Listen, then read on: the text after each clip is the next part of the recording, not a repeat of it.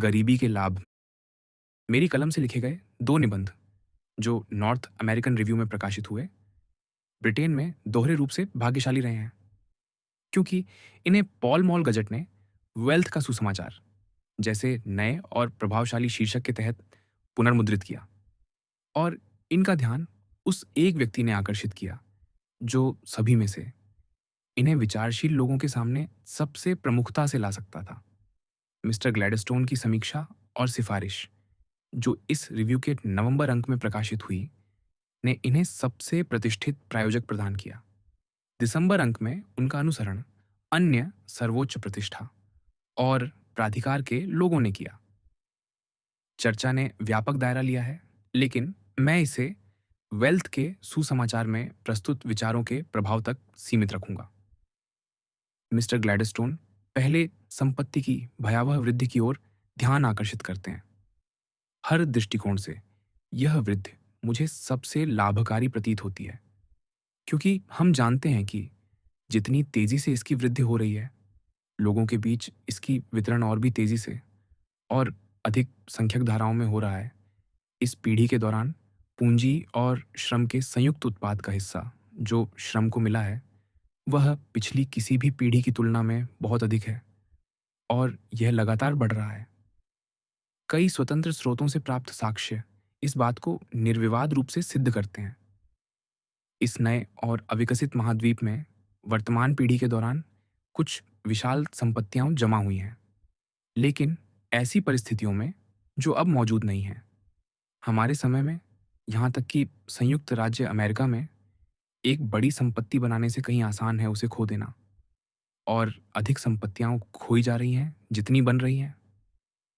इसलिए यह कुछ आश्चर्यजनक है कि रेवरेंड मिस्टर ह्यूजेस कहते हैं, मिस्टर हेनरी जॉर्ज के सिद्धांतों और निष्कर्षों के बारे में जो कुछ भी सोचा जाए, कोई भी यह नहीं नकार सकता कि उनके तथ्य निर्विवाद हैं, और मिस्टर कार्नेगी की प्रगति उनके कम भाग्यशाली सह नागरिकों की बढ़ती गरीबी के साथ है।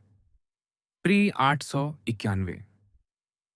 मुझे किसी भी सामाजिक और आर्थिक विषयों पर प्राधिकार वाले लेखक का पता नहीं है जिसने न केवल मिस्टर जॉर्ज के कथनों को विवादित किया हो, बल्कि जिसने उनके उलट को सत्य घोषित न किया हो।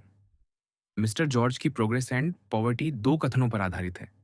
पहला, कि अमीर और अमीर हो रहे हैं और गरीब, और दूसरा कि भूमि तेजी से कुछ लोगों के हाथों में जा रही है।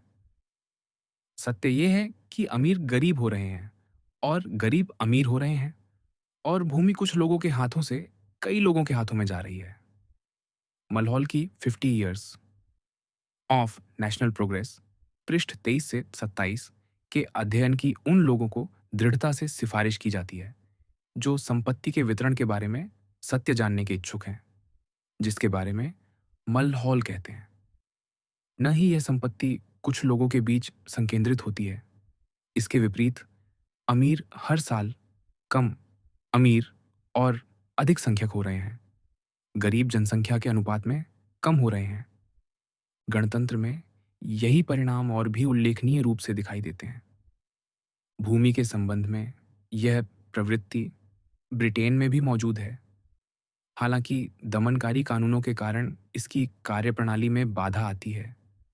मैं इस बात से प्रसन्न हूं कि मिस्टर ह्यूजेस हर्बर्ट स्पेंसर के उस प्रसिद्ध अंश को उद्धृत करते हैं जो, जैसा कि वे कहते हैं, इस दुखद भ्रम को उजागर करता है कि बड़ी संपत्ति एक बड़ा आशीर्वाद है, एक अंश जो पूरी तरह से गहन सत्य है।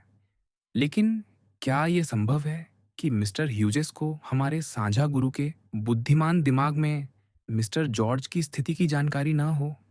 मिस्टर जॉर्ज की किताब के बारे में मिस्टर स्पेंसर से बात करते समय उन्होंने मुझे बताया कि उन्होंने कुछ पन्ने पढ़े और फिर इसे कचरा कहकर फेंक दिया।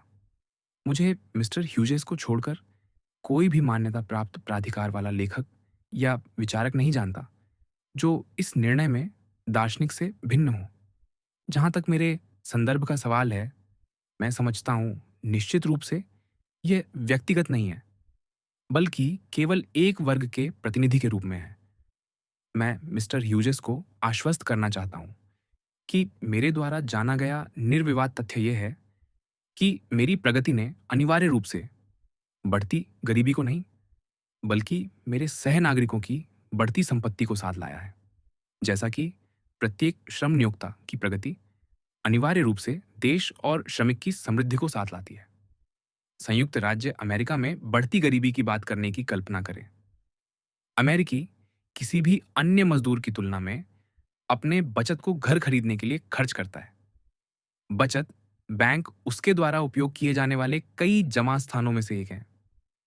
फिर भी 1890 के लिए अभी हाल ही में किए गए रिटर्न न्यू इंग्लैंड और मध्य राज्यों, जहां मिलियनेयर सबसे अधिक पाए जाते हैं, के लिए, जिसमें 17 करोड़ 30 लाख की आबादी शामिल है, जो ब्रिटेन की कुल आबादी का आधे से अधिक है, दिखाते हैं कि जमा राशि 1 अरब 27 करोड़ डॉलर है, अर्थात 255 मिलियन पाउंड स्टर्लिंग, जिसमें वर्ष के लिए वृद्ध 13 मिलियन पाउंड स्टर्लिंग है। जमाकर्ताओं की संख्या 3,50,000 है, जो दर्शाता है कि प्रत्येक 5 पुरुषों, महिलाओं और बच्चों में से लगभग एक के पास बैंक खाता है, जो व्यावहारिक रूप से प्रत्येक परिवार के लिए एक के बराबर है। घरों के लिए निवेश की गई बचत की राशि बचत बैंक जमा से कहीं अधिक है।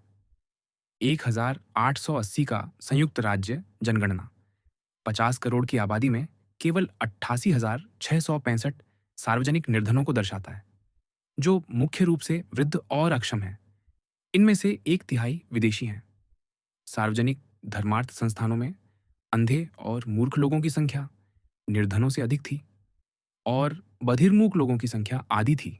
हालांकि दोषपूर्ण वर्गों का प्रतिशत यूरोप की तुलना में आधे से भी कम है। सभी निर्भर व्यक्तियों की कुल संख्या, जिनकी देखभाल की गई, प्रति हजार में 5 से कम है थी, जबकि यूनाइटेड किंगडम में यह 33 प्रति हजार थी। ब्रिटेन के लिए यह प्रतिशत सौभाग्यवश केवल 1/4 है, जो पहले था, और इसकी लगातार कमी अत्यंत उत्साहजनक है।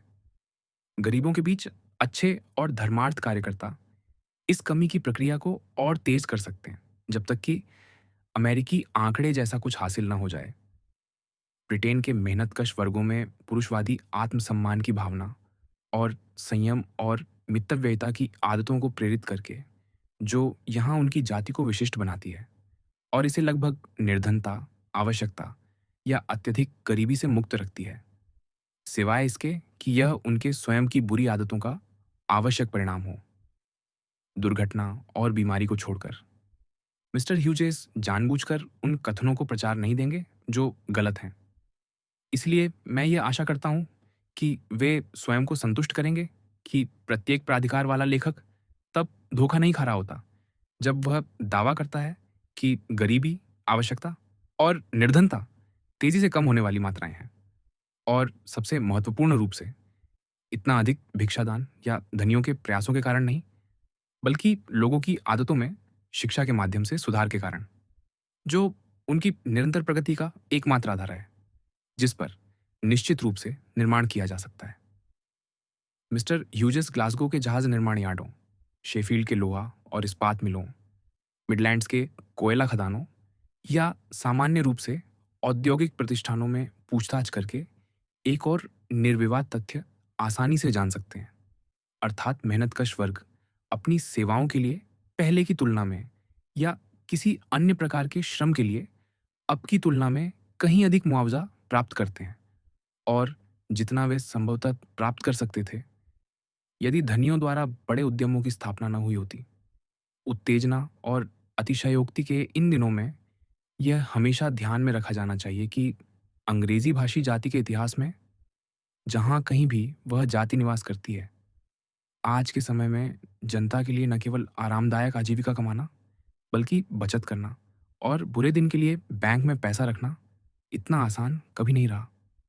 जब वे ऐसा करने में विफल रहते हैं, तो सच्चा सुधारक मौजूदा परिस्थितियों की तुलना में उनकी आदतों की ओर अधिक देखता है, ताकि एक संतोषजनक स्पष्टीकरण मिल सके। मिस्टर ह्यूजेस के इस कथन से कि एक छोर पर मिलियनियरों का अर्थ है, दूसरे छोर पर निर्धन, यह सत्य से बहुत दूर है, बल्कि इसका उल्टा स्पष्ट रूप से सत्य है। जिस देश में मिलियनियर मौजूद हैं, वहाँ निर्धनता के लिए बहुत कम बहाना है। जनता की स्थिति उतनी ही संतोषजनक है जितना कि एक देश मिलियनियरों से धन्य है। पूरे 400 मिलियन की आबादी वाले चीन में एक भी मिलियनियर नहीं है। न ही जापान में, न ही भारत में, शायद पूरे रूस में 1 या 2, जर्मनी में 2 या 3 और पूरे फ्रांस में 4 या 5 से अधिक नहीं, राजा और वंशानुगत कुलीनों को छोड़कर। ब्रिटेन के इस छोटे से विशेषाधिकार प्राप्त द्वीप पर पूरे यूरोप की तुलना में अधिक मिलियनियर हैं और संयुक्त राज्य अमेरिका में ब्रिटेन की तुलना में और भी अधिक, हाल के मूल के। और जनता की आय उस आसानी के अनुपात में है जिसके साथ मिलियनेयर उभरते हैं। ब्रिटिश मजदूर को एक दिन की फावड़ा चलाने के लिए उतना प्राप्त होता है जितना चीन, रूस, भारत और जापान का लोहार या बड़े ही पूरे सप्ताह के श्रम के लिए प्राप्त करता है, और अपने महाद्वीपीय सह मजदूर की तुलना में 2 गुना। अमेरिका का कुशल कारीगर ब्रिटेन के कारीगर से 2 गुना से अधिक प्राप्त करता है। मिलियनेयर केवल सामान्य समृद्धि के बीच ही उभर सकते हैं और यह समृद्धि काफी हद तक उनके प्रयासों से बढ़ावा पाती है। उनकी संपत्ति, जैसा कि मिस्टर ह्यूजेस का तात्पर्य है, उनके सह नागरिकों की कीमत पर नहीं बनती। मिलियनेयर तब कोई पैसा नहीं कमाते जब उन्हें कम मजदूरी देने के लिए मजबूर किया जाता है। उनका लाभ तब प्राप्त होता है जब मजदूरी अधिक होती है, और जितनी अधिक मजदूरी देनी पड़ती है उतनी ही अधिक नियोक्ता की आय होती है। इसलिए यह सत्य है, न कि यह असत्य, कि पूंजी और श्रम सहयोगी हैं, न कि विरोधी ताकतें। और एक तब समृद्ध नहीं हो सकता जब दूसरा नहीं होता। मुझे ऐसा लगता है जैसे मुझे इतना स्थान लेकर सत्य को दोहराने के लिए माफी मांगनी चाहिए, लेकिन पूंजी और श्रम के बीच अनावश्यक रूप से मौजूद पूर्वाग्रह और शत्रुता का अधिकांश हिस्सा ऐसे ही कथनों से उत्पन्न होता है। मिस्टर ग्लैडस्टोन की ओर लौटते हैं। काश उनकी वेल्थ के सुसमाचार के पूर्ण समर्थन को प्राप्त किया जा सकता। उनकी ओर से इसके दायरे और उद्देश्य को सामान्य रूप से दी गई स्वीकृति अत्यंत संतोषजनक है, लेकिन एक महत्वपूर्ण बिंदु पर उनकी आलोचना का विनाशकारी स्वरूप महत्वपूर्ण है। वे यह कहने में बिल्कुल सही हैं कि हालांकि आंशिक यह एक गंभीर मतभेद है, यह उनकी स्थिति और संपत्ति और व्यवसाय के वंशानुगत हस्तांतरण के सिद्धांत और उच्च पदस्थ लोगों की ओर से भव्यता के प्रति उनके स्नेहपूर्ण लगाव से उत्पन्न होता है। हमें इस गंभीर मामले को शुरू में ही संबोधित करना होगा। वेल्थ के सुसमाचार का मूल विचार यह है कि अधिशेष संपत्ति को एक पवित्र न्यास के रूप में माना जाना चाहिए, जिसे उन लोगों द्वारा जिनके हाथों में यह आती है, उनके जीवन काल में समुदाय की भलाई के लिए प्रशासित किया जाना चाहिए। यह भविष्यवाणी करता है कि वह दिन निकट है जब जो व्यक्ति अपने जीवन काल में प्रशासित करने के लिए स्वतंत्र विशाल राशियों के साथ मरता है, वह अपमानित होकर मरता है और यह मानता है कि मिलियनेयर का लक्ष्य गरीब मरना होना चाहिए। यह निजी खर्च में संयम की वकालत भी करता है। ऐसे सुसमाचार के प्रसार में सबसे गंभीर बाधा निस्संदेह पुरुषों की प्रचलित इच्छा है कि वे संपत्ति को अपने बच्चों को वसीयत करने के स्पष्ट उद्देश्य से जमा करें या इसे दिखावटी जीवनयापन में खर्च करें। इसलिए मैंने यह सिद्ध करने का प्रयास किया है कि बच्चों को वसीयत करने की इच्छा के मूल में माता पिता की घमंड है, न कि बच्चों की भलाई के लिए बुद्धिमान विचार। यह कि जो माता पिता अपने बेटे को विशाल संपत्ति छोड़ता है, वह आमतौर पर बेटे की प्रतिभाओं और ऊर्जा को कुंद कर देता है और उसे उससे कम उपयोगी और कम योग्य जीवन जीने के लिए प्रलोभित करता है, जो वह अन्यथा जीता। यह मुझे ऐसा प्रमाण योग्य लगता है जिसे नकारा नहीं जा सकता। कई वर्षों पहले मैंने एक धनी महिला के एल्बम में लिखा था, मैं अपने बेटे को सर्वशक्तिमान डॉलर देने की बजाय उसे अभिशाप देना पसंद करूंगा। हर सामान्य नियम के अपवाद बहुत हैं, लेकिन मुझे नहीं लगता कि इस नियम के अपवाद अन्य नियमों से अधिक हैं, अर्थात कि संपत्ति युवा पुरुषों के लिए अभिशाप है और गरीबी एक आशीर्वाद है। लेकिन यदि ये शब्द कुछ कठोर लगते हैं, तो हम इस प्रस्ताव को इस प्रकार रख सकते हैं कि युवा पुरुषों को छोड़ी गई संपत्ति एक नियम के रूप में हानिकारक है कि गरीबी और संघर्ष का जीवन लाभकारी है? मिस्टर ग्लैडस्टोन पूछते हैं, क्या यह बहुत अधिक कहना है कि संपत्ति और स्थिति का वंशानुगत हस्तांतरण, व्यवसाय और जिम्मेदारी की पुकार के साथ एक अच्छी चीज़ है, न कि बुरी? मैं इसे हमारे व्यापारियों, बैंकरों, प्रकाशकों में देखकर प्रसन्न हूँ। काश यह हमारे बड़े विनिर्माण पूंजीपतियों में अधिक सामान्य होता। वे यह भी कहते हैं, भूमि के वंशानुगत हस्तांतरण का विषय और भी बड़ा है, अधिक महत्वपूर्ण और अधिक कठिन। मिस्टर ग्लैडस्टोन धन के स्थायीकरण का समर्थन नहीं करते, लेकिन जोड़ते हैं। लेकिन जब यह वाणिज्य, विनिर्माण या अन्य उद्यमों के रूप में हो, उदाहरण के लिए एक बड़े प्रकाशन गृह का व्यवसाय, तो क्या यह दूसरी बात नहीं है जब पिता का कार्य उसके वंशजों द्वारा आगे बढ़ाया जाता है? ये अंश यह तात्पर्य देते हैं कि संपत्ति और स्थिति और व्यवसाय का वंशानुगत हस्तांतरण हानिकारक नहीं है, जैसा कि मैं मानता हूं, बल्कि वांछनीय है, एक अच्छी चीज है, न कि बुरी। आइए पहले रूप को लें कि बेटों का अपने पिताओं के व्यवसायों का पालन करना। मुझे लगता है कि जो व्यक्ति व्यवसाय की भंवर में नहीं है, उसे आज के व्यवसायों को संचालित करने के लिए आवश्यक संयुक्त गुणों की दुर्लभता का बहुत कम ज्ञान है। वह समय बीत चुका है जब एक बार स्थापित व्यवसाय को लगभग स्थायी रूप से सुरक्षित माना जा सकता था। व्यवसाय के तरीके बदल गए हैं, सद्भावना का महत्व कम होता जा रहा है। आजकल व्यवसाय की सफलता उसी आधार पर टिकी है जिस पर ब्रिटेन का प्रधानमंत्री पद सभी आने वालों के लिए निरंतर चुनौती की कीमत पर। वह स्नेही माता पिता जो अपने बेटे को काल्पनिक व्यावसायिक योग्यताओं से सुसज्जित करता है और उसे उन मामलों का प्रभारी बनाता है जिनके सफल प्रबंधन पर हजारों की आय निर्भर करती है, वह एक गंभीर जिम्मेदारी लेता है। आज के अधिकांश विनाशकारी विफलताएं इसी कारण से उत्पन्न होती हैं। यह बेटे के लिए उतना ही अन्यायपूर्ण है जितना कि समुदाय के लिए। न्यूयॉर्क में एक आतंक के दौरान 7 गंभीर विफलताओं में से 5 का मूल यही था।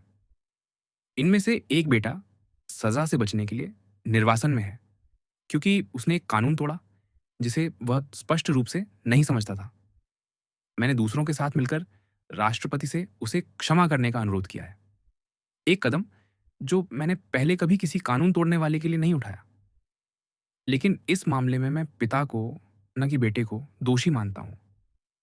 एक बड़े उद्यम के प्रमुख का कर्तव्य है कि वह बिना पूंजी के सक्षम सहायकों को रुचि दे जो मामलों के लिए योग्यता दिखा चुके हों और उन्हें सदस्यता और प्रबंधन में ऊंचा उठाए।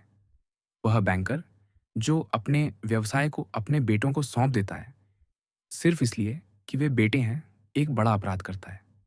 योग्यता या योग्यताओं की परवाह किए बिना संपत्ति और पद का हस्तांतरण एक कुलीन से दूसरे कुलीन तक बिना ज्यादा नुकसान के हो सकता है, क्योंकि कर्तव्य नियमित मामले हैं और शायद ही कभी दूसरों की भलाई या साधनों को प्रभावित करते हैं, लेकिन व्यवसाय का प्रबंधन कभी नहीं। जब हम भूमि के वंशानुगत हस्तांतरण की बात करते हैं, तो मिस्टर ग्लैडस्टोन के शब्द अत्यंत मार्मिक हैं। वे एक सुंदर चित्र प्रस्तुत करते हैं जिसमें भूमि मालिक का पद, जब सही ढंग से उपयोग किया जाता है, ग्रामीण समाज की पूरी संरचना को एक साथ बांधता है, उस एकजुटता, परस्पर निर्भरता और स्नेह के साथ, जो बदले में समाजों को बड़े पैमाने पर एक मजबूत बंधन बनाता है। लेकिन क्या यह आज का चित्र है? क्या वह दिन भी बीत नहीं चुका है? सिवाय कुछ उदाहरणों के, जैसे कि स्वर्गीय लॉर्ड टॉलमाचे द्वारा प्रदान किया गया, और छोटे पैमाने पर मिस्टर ग्लैडस्टोन स्वयं द्वारा उस सांसारिक स्वर्ग हॉवर्डन में। अब भूमि की खेती एक व्यावसायिक आधार पर स्वतंत्र पुरुषों द्वारा संचालित व्यवसाय है जिन्हें भूमि मालिक अब नेतृत्व नहीं करता और जो सौभाग्यवश स्वयं अपना नेतृत्व कर सकते हैं। अमेरिकी नागरिक जो स्वयं जमींदार, कारक, किराएदार और मजदूर है और जो अपनी स्वामित्व वाली और जोती गई भूमि से केवल अपने और अपने परिवार के भरण पोषण की अपेक्षा करता है। ने विश्व में कहीं भी कृषि भूमि के उत्पाद से एक से अधिक वर्ग को बनाए रखना असंभव बना दिया है। इस स्थिति से उत्पन्न होने वाले नागरिक के प्रकार को जानते हुए और स्कॉच किसान के चरित्र को भी जानते हुए, जैसा कि लंबी पट्टों के संचालन के माध्यम से विकसित हुआ है, जो उसे व्यावहारिक रूप से स्वतंत्र बनाता है। हालांकि उसके मामले में स्वामित्व की जादुई शक्ति, जो इतना मायने रखती है, अभी भी अनुपस्थित है। और इन वर्गों को पुरुषों और नागरिकों के रूप में आकलन करते हुए मुझे कोई संदेह नहीं है कि लाभ का संतुलन व्यक्तिगत और राज्य दोनों के लिए इस परिवर्तन के पक्ष में बहुत अधिक है। यदि प्रथम जातत्व और स्थायीकरण का उन्मूलन उन परिवर्तनों के साथ आता है जो लोकतंत्र से शुरू होने की अपेक्षा है, तो ब्रिटेन में बड़े भूसंपदा शायद खेतों में विभाजित हो जाएंगी और लोगों द्वारा स्वामित्व में ली जाएंगी। इस विशेष मामले में डेनमार्क का इतिहास तब ब्रिटेन का इतिहास हो सकता है। और अब मौजूद प्रलोभन, जो बड़े बेटों को क्षेत्रीय डोमेन छोड़ने के लिए है, इस तरह हट जाएगा। और इसके साथ ही वेल्थ के सुसमाचार को अपनाने में एक बड़ी बाधा, वंशानुगत परिवारों को स्थापित करने या बनाए रखने की व्यर्थ इच्छा। Mister Gladstone Marquis of Salisbury का उदाहरण देते हैं, जो प्रधानमंत्री के पद पर अपने पूर्वजों में से एक के बाद आए, जो 10 पीढ़ियों पहले इस पद पर थे, और पूछते हैं, क्या यह वंशावली का बंधन उन्हें सम्मान और सार्वजनिक गुण के लिए बांधने वाला एक कड़ी नहीं है? क्या मिस्टर ग्लैडस्टोन सैलिसबरी को अपने विचारों के समर्थन में नामित करने में दुर्भाग्यशाली नहीं है? मैंने हमेशा उन्हें वंशानुगत संपत्ति और स्थिति में जन्म न लेने के लाभ के एक उल्लेखनीय उदाहरण के रूप में माना है। सेसिल्स के महान संस्थापक की तरह लॉर्ड सैलिसबरी स्वयं एक सामान्य व्यक्ति के रूप में पैदा हुए थे, एक छोटे बेटे के हिस्से के साथ एक छोटा बेटा, और उनके भीतर निश्चित क्षमता की प्रेरणा के साथ उन्होंने अपनी व्यक्तित्व को पद और संपत्ति के दमघोंटू वस्त्रों द्वारा संकुचित और प्रतिबंधित होने से रोकने के लिए अपनी शक्ति में सब कुछ किया।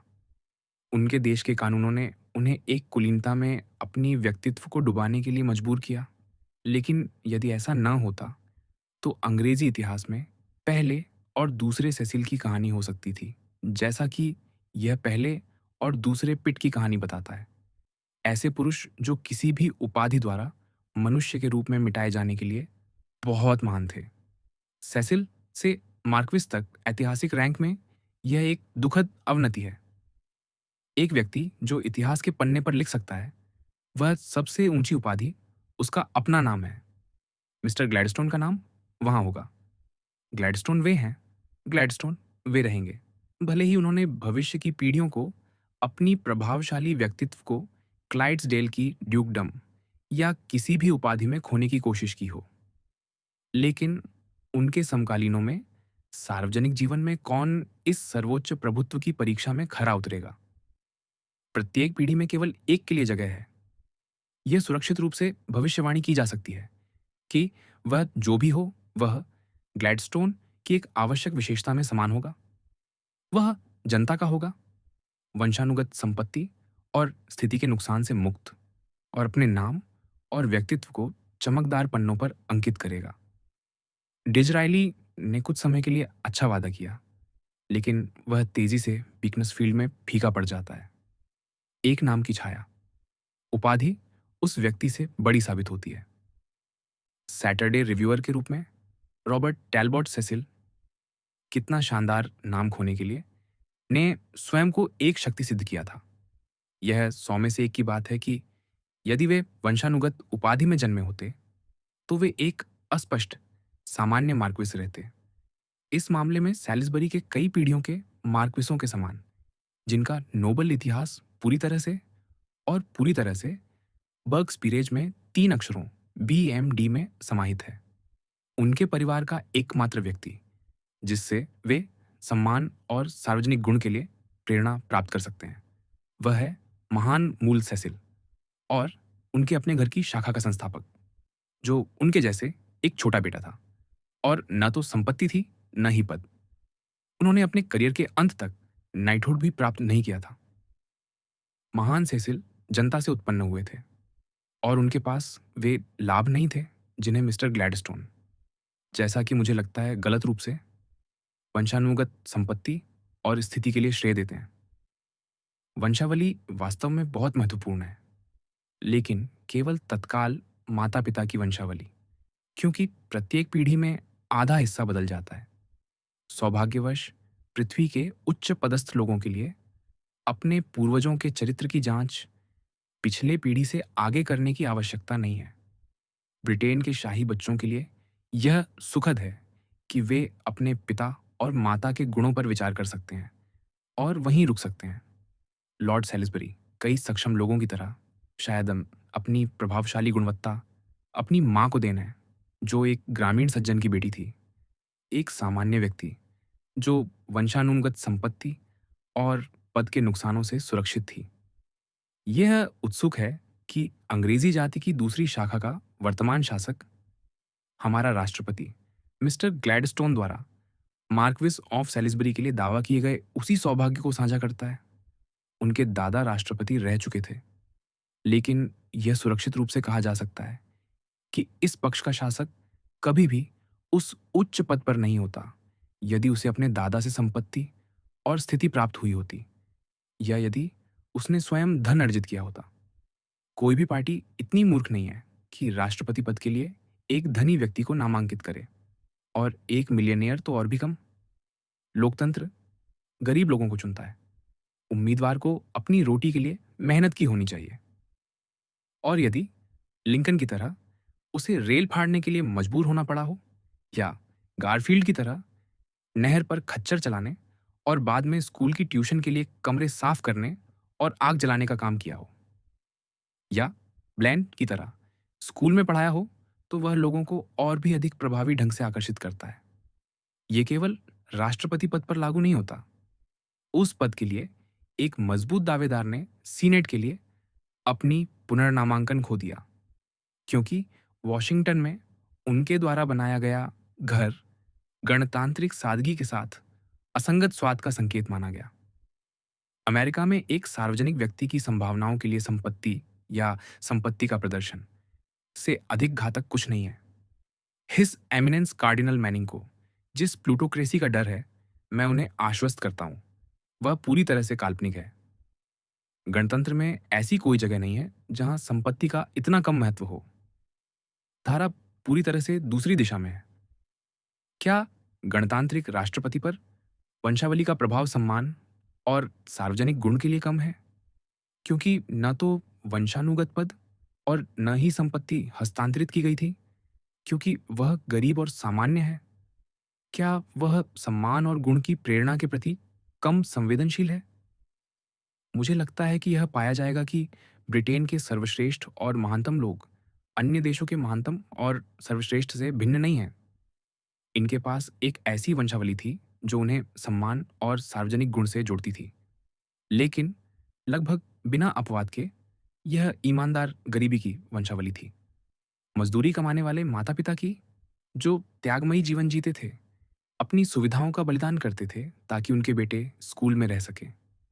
वंशानुगत पद और स्थिति के महल की नहीं, बल्कि गरीबी की कुटिया की वंशावली मिस्टर ग्लैडस्टोन स्वयं की एक वंशावली है। क्या यह उन्हें लॉर्ड सैलिसबरी की तुलना में सम्मान और सार्वजनिक गुण के लिए कम बांधती है? उनके पूर्वज स्कॉच किसान थे, बिना संपत्ति या पद के। फिर भी मुझे संदेह नहीं है कि मिस्टर ग्लैडस्टोन का करियर उनके पूर्वजों द्वारा जिए गए गरीब और सदाचारी जीवन के, उनके ज्ञान या स्मृतियों से उतना ही दृढ़ता और नोबल ढंग से प्रभावित हुआ है, जितना कि किसी वंशानुगत सम्राट या कुलीन का अपने पूर्वजों के चिंतन से हो सकता था। और एक बात की मुझे पूर्ण निश्चितता है, उनके पास अपनी वंशावली पर सामान्य रूप से कुलीनों या सम्राटों की तुलना में कहीं अधिक गर्व करने का कारण है। वंशानुगत संपत्ति और स्थिति के हस्तांतरण से नहीं, बल्कि वंशानुगत गरीबी और स्वास्थ्य के हस्तांतरण से उत्पन्न होने वाले कई लाभों में मेरे दिमाग में एक ऐसा लाभ है जो बाकी सभी को मिलाकर भी भारी पड़ता है। राजा, मिलियनेयर या कुलीन के बच्चों को माता और पिता के निकट और वास्तविक अर्थ में अनुभव करने की अनुमति नहीं है। इन पवित्र शब्दों के पिता का नाम और उससे भी पवित्र माता का नाम धनी और कुलीन के बच्चे के लिए केवल नाम है। गरीब लड़के के लिए ये वे शब्द हैं जिनके साथ वह जादू करता है।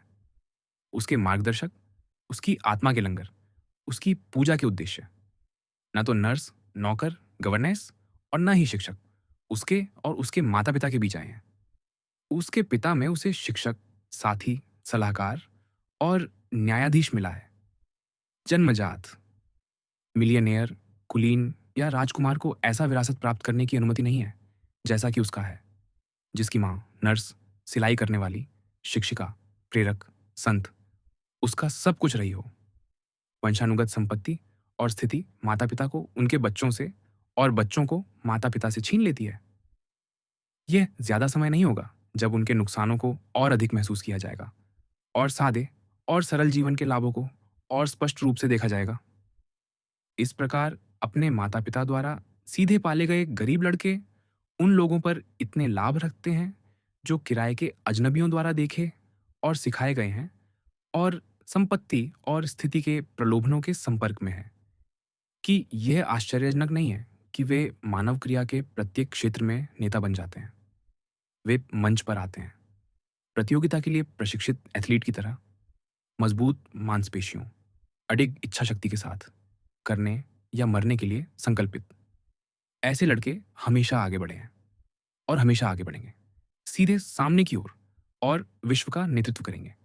वे युग निर्माता हैं। कोई भी मानव विजय के प्रत्येक क्षेत्र में 3 या 4 सबसे प्रमुख नामों का चयन करे और देखे कि कितना कम योगदान वंशानुगत पद और संपत्ति का उन अमर लोगों की छोटी सूची में है जिन्होंने जाति को ऊंचा उठाया और आगे बढ़ाया। मुझे लगता है यह देखा जाएगा कि इनका कब्जा महानता और अच्छाई के लिए लगभग घातक है और हमारी जाति के महानतम और सर्वश्रेष्ठ को अनिवार्य रूप से गरीबी के उत्साहजनक स्कूल में पोषित किया गया है। एकमात्र स्कूल जो सर्वोच्च महान प्रतिभाशाली को उत्पन्न करने में सक्षम है। वेल्थ के सुसमाचार द्वारा निजी खर्च में संयम के लिए की गई अपील पर मिस्टर ग्लैडस्टोन कहते हैं, हालांकि इस पर यह टिप्पणी की जा सकती है कि जिन लोगों की स्थिति भव्यता को क्षमा करती है या यहाँ तक कि उसकी अपेक्षा करती है, उनके लिए प्रचुर अवसर है और व्यक्तिगत सादगी और संयम के सुंदर और आकर्षक उदाहरण भी हैं। यह मुझे वंशानुगत संपत्ति और स्थिति के हस्तांतरण के उपास वृक्ष की एक शाखा प्रतीत होती है। क्या यह सत्य है कि स्थिति भव्यता की अपेक्षा करती है, या यह सत्य है कि स्थिति की सच्ची गरिमा सादगी से बढ़ती है? इस बिंदु पर राष्ट्रपति क्लीवलैंड के कांग्रेस को दिए गए संदेश में कुछ शब्द हैं। मशब्बत है, हमें कभी भी उस सादगी और मितव्ययी अर्थव्यवस्थाओं पर शर्मिंदगी नहीं होनी चाहिए जो गणतांत्रिक शासन की कार्यप्रणाली के लिए सबसे उपयुक्त है और अमेरिकी लोगों के मिशन के साथ सबसे संगत हैं। जो लोग सीमित समय के लिए सार्वजनिक मामलों का प्रबंधन करने के लिए चुनते हैं, वे अभी भी जनता में से हैं और अपने आधिकारिक कर्तव्यों की गरिमा के साथ लगातार उस सादे जीवन शैली को प्रोत्साहित करने के लिए अपने उदाहरण से बहुत कुछ कर सकते हैं जो उनके सह नागरिकों के बीच सत्यनिष्ठा को बढ़ावा देती है और मितव्ययिता और समृद्धि को प्रोत्साहित करती है। राष्ट्रपति क्लीवलैंड केवल प्रत्येक अमेरिकी राष्ट्रपति और अन्य सभी आधिकारिक पदों पर बैठे लोगों के शिक्षण और उदाहरणों का अनुसरण करते हैं। गणतंत्र में न्यायाधीश, बिशप या राष्ट्रपति के लिए कोई मौद्रिक पुरस्कार नहीं है, न ही कोई पेंशन, सिवाय इसके कि न्यायाधीशों को 70 वर्ष की आयु में आधे वेतन पर सेवानिवृत्त किया जाता है। सभी अधिकारियों को दिए जाने वाले अत्यंत मध्यम वेतन संयमित व्यय को लागू करते हैं और इसका राष्ट्र पर प्रभाव उतना ही शक्तिशाली है जितना कि लाभकारी। यदि भविष्य में ब्रिटेन का कोई राजा यह घोषणा करे कि संपत्ति और गरीबी के विषय पर गंभीर विचार ने उसे यह संकल्प लेने के लिए प्रेरित किया है कि वह संयुक्त राज्य अमेरिका के राष्ट्रपति और उनके परिवार की तरह प्रतिवर्ष 10,000 पाउंड पर जीवन यापन करेगा और भव्यता के लिए खर्च किए गए लाखों पाउंड को राष्ट्र को लौटाएगा या सार्वजनिक उपयोगों के लिए समर्पित करेगा।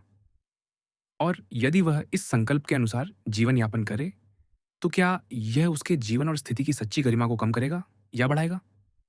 क्या यह उसका प्रभाव कम करेगा या बढ़ाएगा?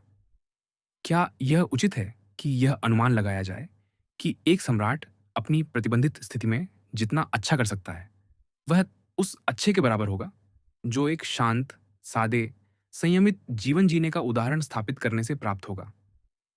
अपना अधिशेष स्वयं पर नहीं, बल्कि दूसरों के लिए प्रशासित करते हुए? ऐसी कार्रवाई के खिलाफ एकमात्र आपत्ति जो उठाई जा सकती है, वह यह है कि यह राजा को संवैधानिक राजतंत्र की व्यवस्था के लिए बहुत अधिक शक्तिशाली व्यक्ति बना देगा, जिसके लिए राजा केवल मंत्रिमंडल की इच्छा का अर्थ है। ऐसी कार्रवाई करने में सक्षम व्यक्ति केवल नाममात्र का राजा नहीं होगा, बल्कि राज्य में एक शक्ति होगा।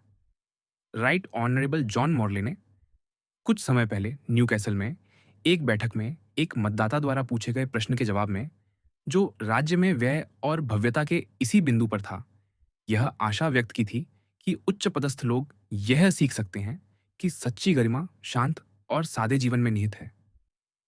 मैं उनके शब्दों को उद्धृत नहीं कर रहा, बल्कि उनकी प्रतिक्रिया के दायरे को। मिस्टर ग्लैडस्टोन स्वयं अपने देशवासियों के स्नेह, कृतज्ञता और प्रशंसा के लिए कई दावे छोड़ जाएंगे। लेकिन जब भविष्य का प्रशंसक उनके बारे में कहेगा, जैसा कि वह सत्य रूप से कह सकेगा, जो गिल्ड हॉल में पिट के स्मारक पर कहा गया है, वह उन्हें सबसे बड़ा सम्मान देगा।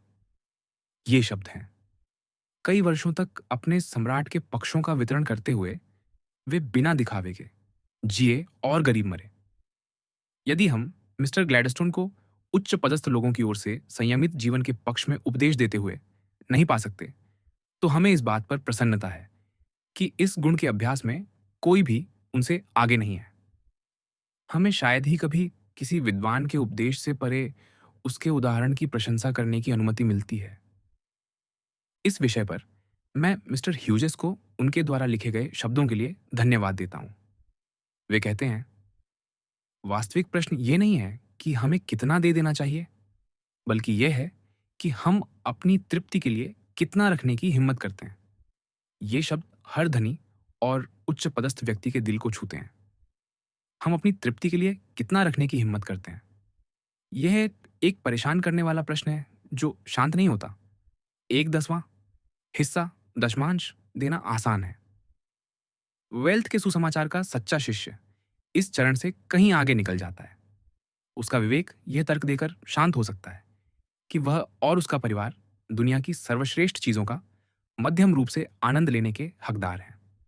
गंभीर शिष्य आसानी से यह खोज सकता है कि अपेक्षित अधिशेष का अनुमान लगाकर और नकदी उपलब्ध होने से पहले सामान्य भलाई के लिए कार्यों में संलग्न होकर कर्ज में चलने की प्रभावकारिता क्या है, ऐसी हद तक जो वास्तव में उसे उपलब्ध अधिशेष के बिना रखता है, और यहां तक कि प्रतिबद्धताओं को पूरा करने के लिए गणना करने की आवश्यकता भी पैदा करता है। ऐसी स्थिति में वह स्वयं को गरीब मान सकता है और वह निश्चित रूप से ऐसा महसूस करेगा। बहुत धनी लोगों का निजी व्यय, बशर्ते उस नियम का पालन किया जाए जो ऐसी फिजूल खर्ची को मना करता है जो उन्हें विशिष्ट बनाए, उनकी आय का इतना छोटा हिस्सा बनाता है कि वे शायद स्वयं से सवाल करने से मुक्ति पा सकते हैं, यह सोचकर कि उनकी साधनों का कहीं बड़ा हिस्सा दूसरों पर खर्च किया जा रहा है। लेकिन मैं यह नहीं कहता कि यह पूरी तरह से संतोषजनक है, और मैं मिस्टर ह्यूजेस के साथ उनकी इस गंभीर प्रश्न को उठाने की बहुत कम आंकने में सहमत होने में प्रसन्न हूं। हम अपनी स्वयं की महिमा के लिए कितना रखने की हिम्मत करते हैं? दान देने के विषय पर मिस्टर ग्लैडस्टोन सोचते हैं कि मैं निजी दान के बारे में अपने निर्णय में कठोर हूं। जब मैं अनुमान लगाता हूं कि तथाकथित दान में खर्च किए गए प्रत्येक $1000 में से 950 को समुद्र में फेंक देना बेहतर होता। न्यूयॉर्क की चैरिटी ऑर्गेनाइजेशन का इतिहास यहाँ अत्यंत शिक्षाप्रद है। इसकी गोपनीय मासिक बुलेटिन ने हाल ही में 23 फर्जी संगठनों के नाम दिए जो दान मांग रहे थे, जिनमें से कई दुर्भाग्यवश सफलता के साथ। इनके पास अपने मुद्रित वार्षिक रिपोर्ट, प्रतिष्ठित दाताओं की सूचियां, कई मामलों में हाय, ये वास्तविक हैं, उनके महिला संग्राहक और अन्य सभी विवरण हैं। जब विभिन्न धर्मार्थ समितियों ने पहली बार एक साथ मिलकर सहायता प्राप्त करने वालों की सूचियां तुलना की, तो पाया गया कि कई नाम 7 या 8 सूचियों पर थे। यदि मेरा स्थान अनुमति देता, तो एक कहानी बताई जा सकती थी जो प्रत्येक धनी व्यक्ति पर यह प्रभाव डालेगी कि उसका कर्तव्य देने का संकल्प लेना नहीं है, बल्कि तब तक रोकना है जब तक कि उसे यकीन न हो कि उसकी सहायता उस क्षेत्र को नहीं बढ़ाएगी जिसे आज की उत्तेजक भाषा में आवश्यकता और दुख का नरक कहा जाता है, जिसे वह हटाना चाहता है। कनेक्टिकट के कस्बों को हाल ही में भिक्षादान के बारे में जानकारी मिल रही है। एक सुबह का अखबार कहता है, हार्टफोर्ड में अच्छी स्थिति वाले सार्वजनिक भिखारियों का अनुभव कनेक्टिकट के लगभग हर कस्बे में दोहराया जा सकता है। 1 या 2 साल पहले नॉर्विच में एक टाउन एजेंट ने उन कई व्यक्तियों की स्थिति की जांच की जो टाउन सहायता प्राप्त कर रहे थे। 40 मामलों में उसने पाया कि दान के आवेदकों के पास बचत बैंक में 500 से $3,000 तक थे। एक मामले में एक महिला जो वर्षों से टाउन मनी ले रही थी के पास स्थानीय बैंक में लगभग $20,000 थे। यह इस मामले का सबसे कम दुखद पक्ष है। वह, क्योंकि विवेकी बचत करने वाले लोगों को दिया गया धन, भले ही उन्हें इसकी आवश्यकता न हो, उन गंभीर परिणामों को उत्पन्न नहीं कर सकता जो उस अधिक संख्यक वर्ग को दिए गए धन से होते हैं, जो इसका उपयोग दुर्गुणों की तृप्ति के लिए करते हैं और इससे उन्हें आलस्य में जीने में सक्षम बनाता है। जब तक व्यक्तिगत दाता उस व्यक्ति या परिवार को नहीं जानता जो दुर्भाग्य में है, उनकी आदतें, आचरण और संकट का कारण, और यह नहीं जानता कि दी गई सहायता उन्हें स्वयं की मदद करने में मदद करेगी, वह उचित रूप से कार्य नहीं कर सकता।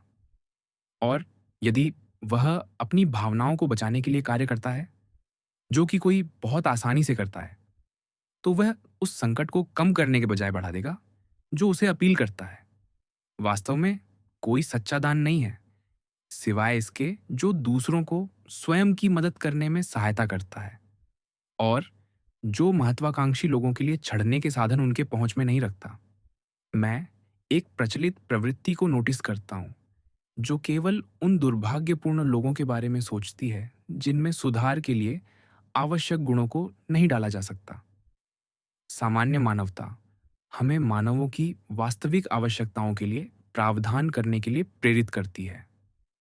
हमारे गरीब कानूनों के माध्यम से यह सुनिश्चित करने के लिए कि कोई भूखमरी से न मरे, आरामदायक आश्रय, कपड़े और शिक्षा प्रदान करने के लिए, जो हालांकि हमेशा किए गए काम पर निर्भर होनी चाहिए।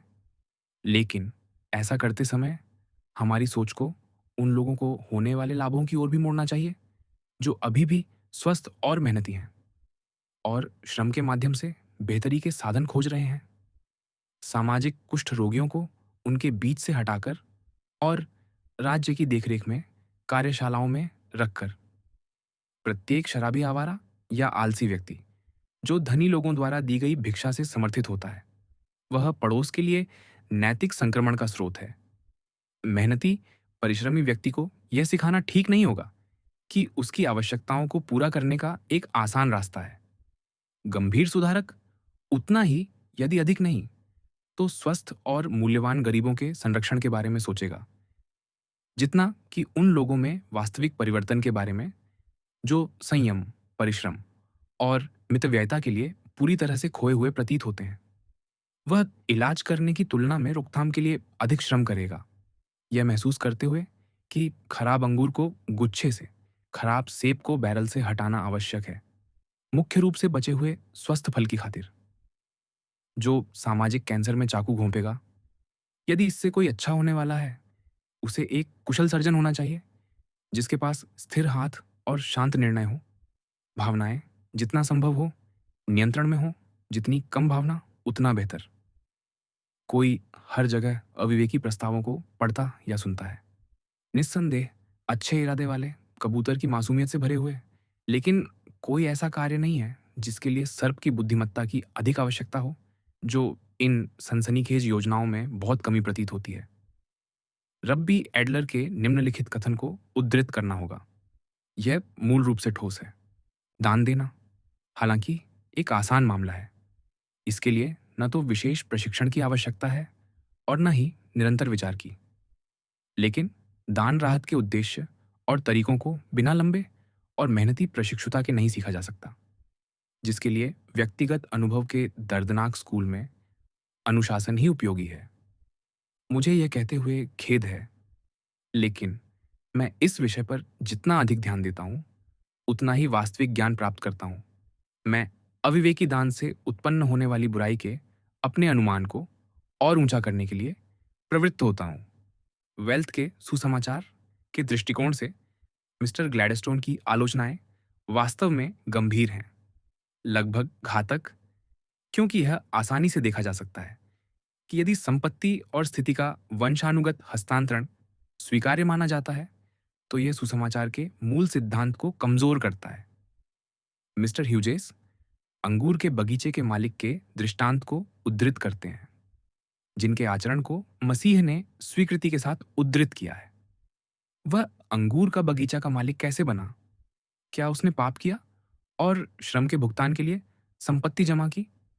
मिस्टर ह्यूजेस कहते हैं, मसीह ने स्पष्ट रूप से संपत्ति के संचय को निषिद्ध किया। लेकिन जब मसीह ने बोला, तब एक प्रमुख सेवक की आय भले ही 12 प्रेरितों में बांट दी जाए, संपत्ति मानी जाती। मुझे लगता है कि हमें केवल कुछ अलग थलग पाठों के हिस्सों को शाब्दिक रूप से व्याख्या करने की आवश्यकता है, ताकि सभ्यता के विनाश के लिए वारंट मिल जाए। मसीह द्वारा बोले गए 5 शब्दों को इस तरह व्याख्या करने पर यदि सख्ती से पालन किया जाए, तो एक झटके में वह सब कुछ नष्ट हो जाएगा जो मनुष्य को पशु से अलग करता है। कल के लिए कोई चिंता न करें। ये मानने का कारण है कि ईसाई धर्म की शक्तियों को विश्व के व्यवसाय, संपत्ति के संचय के खिलाफ इस तरह सफलतापूर्वक तैनात नहीं किया जाना है। प्रतिभाओं का दृष्टांत दूसरी दिशा में जाता है। जिन्होंने संचय किया और यहां तक कि अपनी पूंजी को दोगुना किया, उन्हें प्रभु ने कहा, अच्छा किया, तू अच्छा और वफादार सेवक। तू कुछ चीजों पर वफादार रहा है, मैं तुझे कई चीजों का शासक बनाऊंगा। अपने प्रभु के आनंद में प्रवेश कर। जिन्होंने अपनी संपत्ति को जमा किया और उसे बढ़ाया नहीं, उन्हें फटकार लगाई गई। उस मिलियनेयर पर विचार करें जो अपने पूंजी का सक्रिय रूप से उद्यमों में उपयोग करता है, जो रोजगार देते हैं और विश्व के संसाधनों का विकास करते हैं। जो जहाजों, खदानों, कारखानों का प्रबंधन करता है, वह अपनी पूंजी को वापस नहीं ले सकता, क्योंकि यह वह उपकरण है जिसके साथ वह ऐसे लाभकारी चमत्कार करता है।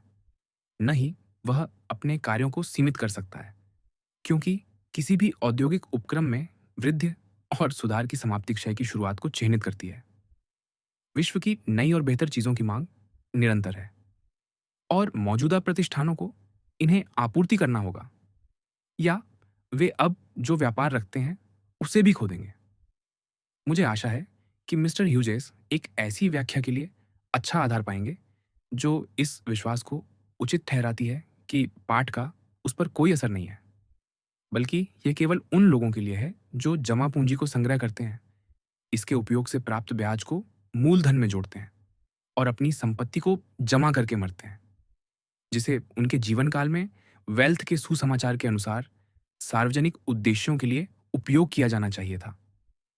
इस सलाह के अनुसार कार्य करते हुए मिलियनियर का कर्तव्य बन जाता है कि वह अपनी आय को बढ़ाए।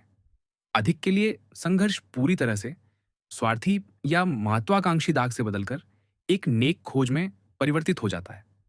तब वह स्वयं के लिए नहीं, बल्कि दूसरों के लिए श्रम करता है, संग्रह करने के लिए नहीं, बल्कि खर्च करने के लिए। जितना अधिक वह कमाता है, उतना ही अधिक जनता को मिलता है।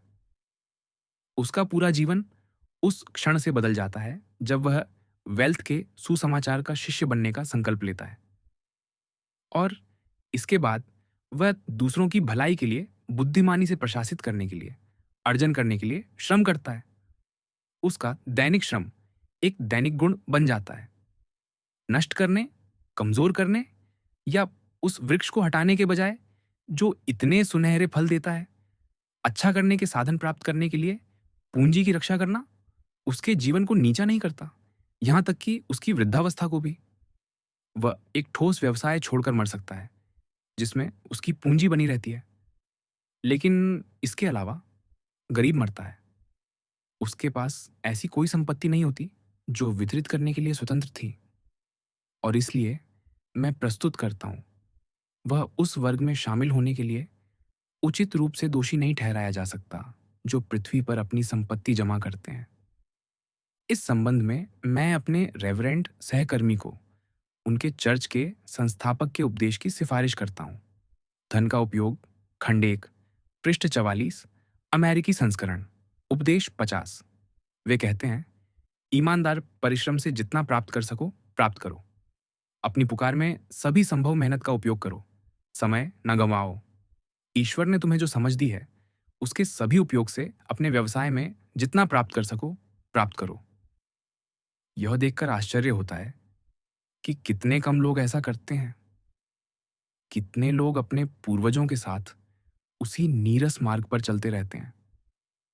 ईमानदार, बुद्धिमता और अथक मेहनत से जितना प्राप्त कर सको प्राप्त करने के बाद ईसाई विवेक का दूसरा नियम है, जितना बचा सको बचाओ। इसे आलस्यपूर्ण व्यय में न फेंको, अभिमान की तृप्ति के लिए, इत्यादि। यदि तुम एक अच्छे और वफादार प्रबंधक बनना चाहते हो, तो अपने प्रभु के सामान के उस हिस्से से जो वह वर्तमान में तुम्हारे हाथों में सौंपा है, पहले अपने लिए आवश्यक चीजें प्रदान करो, भोजन, कपड़े इत्यादि। दूसरा, इन्हें अपनी पत्नी, बच्चों, नौकरों और अपने घराने से संबंधित अन्यों के लिए प्रदान करो। यदि तब भी कोई अधिशेष हो, तो विश्वास के घराने वालों के लिए अच्छा करो। यदि अभी भी अधिशेष हो, तो सभी मनुष्यों के लिए अच्छा करो। इस उपदेश पर वेल्थ का सुसमाचार स्थापित प्रतीत होता है। वास्तव में यदि विषय पर लिखने से पहले मुझे इसके अस्तित्व का ज्ञान होता, तो मैं निश्चित रूप से इसे उद्धृत करता। इसलिए मैं हिलूंगा नहीं, भले ही वेस्ले का एक प्रमुख शिष्य हमें बताए कि मिस्टर कार्नेगी निश्चित रूप से मिलियनियर वर्ग के प्रतिनिधि के रूप में एक ईसाई विरोधी घटना है, एक सामाजिक राक्षस और एक गंभीर राजनीतिक खतरा। और कहते हैं कि एक वास्तविक ईसाई देश में, अर्थात एक ईसाई आधार पर निर्मित देश में, एक मिलियनियर एक आर्थिक असंभावना होगा। मिलियनियर वर्ग को कोई बचाव की आवश्यकता नहीं है। हालांकि मिस्टर ह्यूजेस सोचते हैं कि अब इसकी कोई उपयोगिता नहीं रही, क्योंकि संयुक्त स्टॉक कंपनियां अब आवश्यक बड़े पैमाने पर उद्योग स्थापित करने के साधन प्रदान करती हैं इसे। यह बहुत महत्वपूर्ण है कि ब्रिटेन को सर्वोच्चता देने वाले व्यावसायिक मामले कुछ या कोई अपवाद को छोड़कर व्यक्तिगत मिलियनियरों की रचनाएं हैं। Cunards, Ismays, Allens, Elders, Bessemers, Rothschilds, Barings, Clarks, Coats, Crossleys, Browns, Siemens, Cammells, Gillotts, Whitworths, Armstrongs, Listers, Salts, बैड्स, सैमुअल्सन्स, हॉवर्ड्स, बेल्स और अन्य।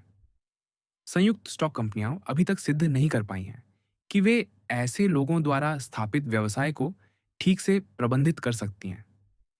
जहां उन्होंने सफलता प्राप्त की है, वहां पाया जाएगा कि कुछ व्यक्तियों और सामान्य रूप से केवल एक अभी भी मामलों का नियंत्रण रखते हैं। संयुक्त स्टॉक कंपनियां आविष्कार या उद्यम के लिए श्रेय नहीं ले सकती। यदि व्यवसाय में अभी भी मिलियनेयर आगे का रास्ता न दिखाते, तो भविष्य के सुधार पर गंभीर बाधा पड़ती। और मुझे विश्वास है कि व्यावसायिक लोग सामान्य रूप से इस राय से सहमत होंगे, जो मैं बहुत दृढ़ता से रखता हूं, कि किसी भी व्यवसाय की साझेदारी बहुत कम 2 या 3 पुरुषों से अधिक नहीं में निवेशित पूंजी पर पूर्ण ब्याज मिलेगा। जबकि एक समान मामला संयुक्त स्टॉक कंपनी के रूप में, जिसमें कई लोग छोटी राशियों में मालिक हैं, शायद ही अपना रास्ता निकाल पाए और विफल होने की बहुत संभावना है। रेल मार्ग कुछ लोगों को संयुक्त स्टॉक प्रबंधन के उदाहरण के रूप में प्रतीत हो सकते हैं, लेकिन इन पर भी वही नियम लागू होता है। अमेरिका में अधिकांश रेल मार्गों का प्रबंधन मिलियनेयरों द्वारा किया जाता है। इनमें से कुछ ने अपने उद्यमों को इतना बड़ा बना लिया है कि उन्हें अपनी पूंजी के हिस्से को जनता के साथ साझा करना पड़ा है। लेकिन प्रबंधन अभी भी उनके हाथों में है। हमें वर्तमान के साथ, हमारे दिन और पीढ़ी के साथ संघर्ष करना होगा और ये भी समझना कठिन है। मानव जाति धीरे-धीरे ऊपर की ओर बढ़ती है, कदम दर कदम। इसे प्रत्येक अगले कदम को बनाने से पहले उसे बनाना पड़ता है। क्योंकि प्रकृति को कोई साधन बेहतर नहीं बनाता, लेकिन प्रकृति वह साधन बनाती है। यदि यह किसी आदर्श तक पहुंचने के लिए बीच की जगह को लांघने की कोशिश करता है, तो यह ऊपर नहीं उठेगा, बल्कि निचले गहराइयों में गिरेगा। इसीलिए मैं ऐसी अटकलों को समय की बर्बादी मानता हूँ। मूल्यवान समय की, जो अगले कदम से निपटने के लिए अनिवार्य रूप से आवश्यक है, जो ऊपर की ओर मार्ग में संभव है। और इस दृष्टिकोण से मिस्टर ग्लैडस्टोन का सुझाव सबसे अधिक मूल्यवान है। यह वर्तमान परिस्थितियों को स्वीकार करता और उन पर निर्माण करता है, हमारे वर्तमान पर्यावरण के साथ समायोजित होता है। मिस्टर ग्लैडस्टोन अपने लंबे सार्वजनिक जीवन के दौरान दूसरों की विभिन्न इच्छाओं को केंद्रित करने में लगे रहे हैं और उन्हें एक सामान्य उद्देश्य के लिए इस तरह समूहित करते रहे हैं कि व्यावहारिक परिणाम प्राप्त हो सकें। उनका मिशन अतिवादों को नियंत्रित करना और अग्रिम, मध्य और पीछे वालों को सामान्य कार्रवाई में एकजुट करना रहा है। वे अपनी दुर्लभ रचनात्मक कौशल को यह सुझाव देकर दिखाते हैं कि उन लोगों का एक भाईचारा बनाया जाना चाहिए जो अपने कम भाग्यशाली साथियों के प्रति अपने कर्तव्यों को मान्यता देते हैं। यह समाज निस्संदेह इतना व्यापक होगा कि सभी को शामिल कर सके। प्रत्येक व्यक्ति द्वारा अपने अधिशेष का कितना प्रतिशत दूसरों के लिए समर्पित करने का गुप्त संकल्प लेने की मात्रा पर कोई सीमा नहीं होगी। न ही इसके व्यापक अनुप्रयोग के क्षेत्र में कोई हस्तक्षेप करने का प्रयास किया जाएगा। हम उम्मीद कर सकते हैं कि विश्व भर में ऐसी ही समान सोच वाली समितियां बनेंगी और समय-समय पर इनके प्रतिनिधि एक विश्वव्यापी भाईचारे में एक साथ मिल सकते हैं, जिससे एक दूसरे को जनता की स्थिति में सुधार करने और अमीरों और गरीबों को निकटतम एकता में लाने की इच्छा और प्रयास में मजबूती मिलेगी। जो लोग पूछते हैं, हमें कितना दे देना चाहिए, बल्कि हम कितना रखने की हिम्मत करते हैं, वे अग्रिम खंड का प्रतिनिधित्व करेंगे। इसके बाद कई स्तरों से गुजरते हुए जो अभी भी वंशानुगत संपत्ति और स्थिति के निरंतर हस्तांतरण और स्थिति में भव्यता के लिए प्रबलता से पक्ष लेते हैं, वे सेना का दूसरा बड़ा पंख बनाएंगे। सभी समान रूप से स्वागत योग्य, समान रूप से आवश्यक। ये काफी है कि भाईचारे के सदस्य यह महसूस करें कि दिन का कर्तव्य यह है कि चूंकि उन्हें अपनी आवश्यकताओं से परे अधिशेष संपत्ति सौंपी गई है, जैसा कि उनकी अंतरात्मा इन आवश्यकताओं को निर्धारित करती है, वे नियमित रूप से सभी या शेष का अधिक या कम अनुपात अपने कम भाग्यशाली साथियों की भलाई के लिए उस तरीके से खर्च करें जो प्रत्येक को उनकी वास्तविक उन्नति को बढ़ावा देने के लिए सबसे उपयुक्त लगता हो। यदि मिस्टर ग्लैडस्टोन का सुझाव वह प्रतिक्रिया प्राप्त करता है जिसका वह हकदार है, तो वे अपने जीवन की उपयोगिता में बहुत कुछ जोड़ देंगे। एक ऐसे क्षेत्र में जो सौभाग्यवश राजनीतिक से बहुत दूर और बहुत ऊपर है। एक ऐसा क्षेत्र जिसमें न विवाद, न ईर्ष्या, न लाभ, न व्यक्तिगत महत्वाकांक्षा के लिए जगह हो सकती है। एक ऐसा कारण जो इतना उच्च, इतना पवित्र है कि इसके सभी परिवेश शांति, सद्भावना, भाईचारे की सांस लेते हैं। प्रत्येक गंभीर, अच्छा व्यक्ति जो दुनिया को अपने मिलने से थोड़ा बेहतर छोड़ने की इच्छा रखता है, मिस्टर ग्लैडस्टोन को उनके नए प्रेरणादायी कार्य में शुभकामनाएं देगा। एक ऐसा कार्य जो वास्तव में जल्दबाजी के लिए बहुत बड़ा, प्रतिद्वंद्विता के लिए बहुत उच्च है।